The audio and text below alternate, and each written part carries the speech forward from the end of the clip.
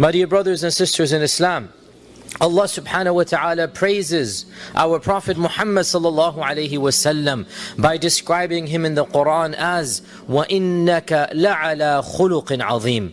And surely you are of a very noble rank when it comes to your manners, when it comes to your akhlaq. وَإِنَّكَ لَعَلَى خُلُقٍ عَظِيمٍ. And our Prophet sallallahu alayhi wasallam is reminded in the Quran that had he not had good manners, if he did not have good akhlaq, وَلَوْ كُنْتَ فَضًّا غَلِيظَ الْقَلْبِ لَنْفَضُّوا مِنْ حَوْلِكَ. If you were harsh in your characteristics and you had a hard heart when you dealt with people, then the people would have turned away from you. And therefore, our Prophet ﷺ is made a role model for us when it comes to good manners.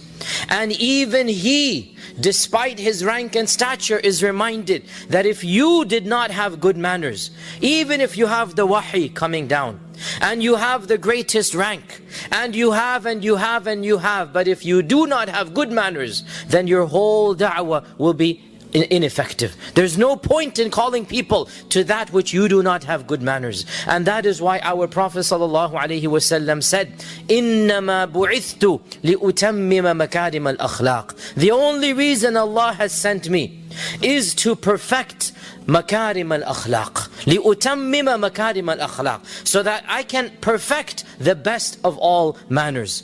And no doubt, my dear brothers and sisters, the topic of akhlaq and adab is a constant topic of our khutab and our durus. But wallahi, we still find the ummah so lacking in akhlaq. We still find the ummah not knowing how to treat others, Muslims and non-Muslims, elders and youngsters. We find them lacking in this manner. And so we need to keep on reminding ourselves, and we need to keep on reminding others of the importance of akhlaq. And this blessing is one that I find great encouragement in, and I think most of you will as well. That most of us, we know that we are shortchanging our religion when it comes to the worship of Allah. We know that we are not worshipping Allah the way that we should. We know that we are not fasting and praying and Quran and dhikr as much as we should. And we feel an immense sense of guilt, and we should feel an immense sense of guilt.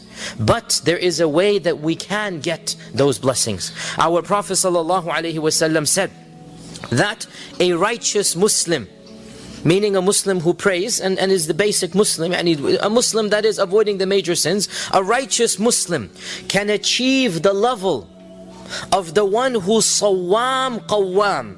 Sawam means he's fasting all the time. Qawwam means he's praying tahajjud every night. That the Muslim who's okay, he's decent. Now notice here, we're going to come back to this point. He didn't say the Muslim who's not praying. He said the Muslim who's average, he's okay. He's avoiding the major sins, he's praying the prayers. That Muslim can reach the level of the elite Muslim, Sawwam al-Qawwam. The one who's fasting, the one who's praying all night, بِحُسْنِ خُلُقِهِ. Simply through his good akhlaq. And so, when we look at those in the past, or even we might know somebody, we know they're praying tahajjud 2-3 hours a night, we know that they're this and that. Well, realize that if you cannot do this, there is a means that you can do to get to that level. La yablugh, he will get to that level. How so? By his good akhlaq. Simply by having good manners. Allah Azza wa Jal will elevate your rank to be equal to the one who will achieve that rank simply through hard ibadah. And there is no doubt that this is good consolation for the many of us. We find ourselves shortcoming when it comes to the Quran and dhikr and ibadah. Well, here is a way we can make that up, that this is the blessing of akhlaq. You will get to the level of the one who is a very righteous worshipper simply by your akhlaq. And therefore, having good manners goes hand in hand with having iman in Allah subhanahu wa ta'ala. And this is also proven in the other hadith, which is very famous, simply 2 words, and it really summarizes the gist of akhlaq in Islam. Ad-deenu al-mu'amala. Ad-deenu al-mu'amala. The religion is judged by how you interact with others. Ad-deen al-mu'amala. How do you know somebody's religion? How do you know what is your real religion?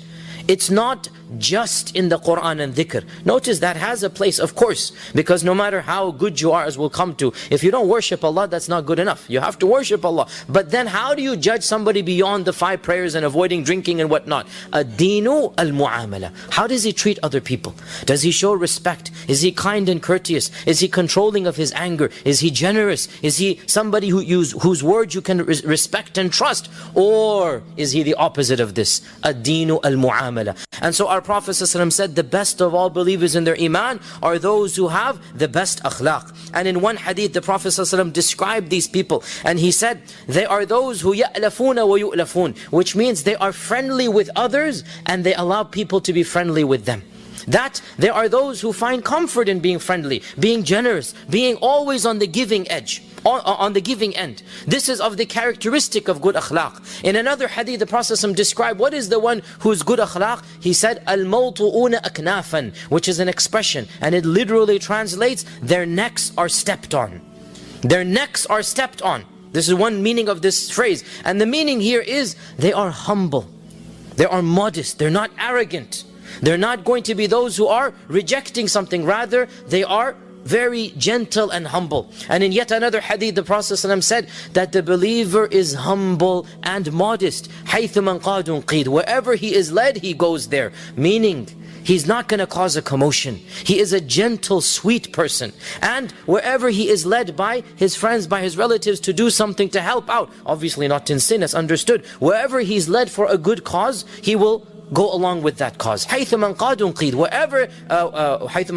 Wherever he is led, he will go to that place. And the meaning here is they're humble, they're modest. And Allah Azza wa Jal describes this in the Quran. وَعِبَادُ الرَّحْمَنِ الَّذِينَ يَمْشُونَ عَلَى الْأَرْضِ هَوْنًا. Who are the Ibad al-Rahman? This is a description. Who are the real servants of Ar-Rahman? They are the ones who are walking with gentleness on this earth. يَمْشُونَ عَلَى الْأَرْضِ هَوْنًا. They're walking with the utmost humility. And وَإِذَا خَاطَبَهُمُ الْجَاهِلُونَ قَالُوا سَلَامًا. When the ignorant people, they try to have a fight with them, they say something harsh to them, they say salam. They don't want to get involved in this type of debate and fighting. And our Prophet ﷺ said, the mu'min is layyinun hayyin.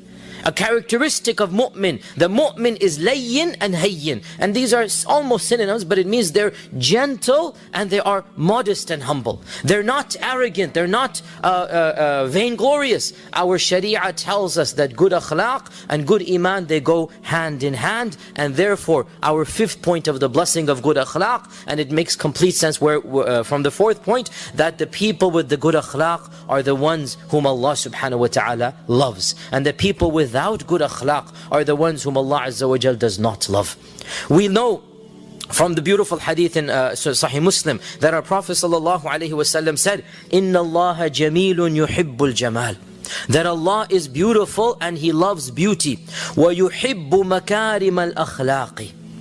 And He loves the good manners. وَيَكْرَهُ سَفَاسِهَهَا. And He hates the low and the debased manners. Allah is beautiful and loves beauty.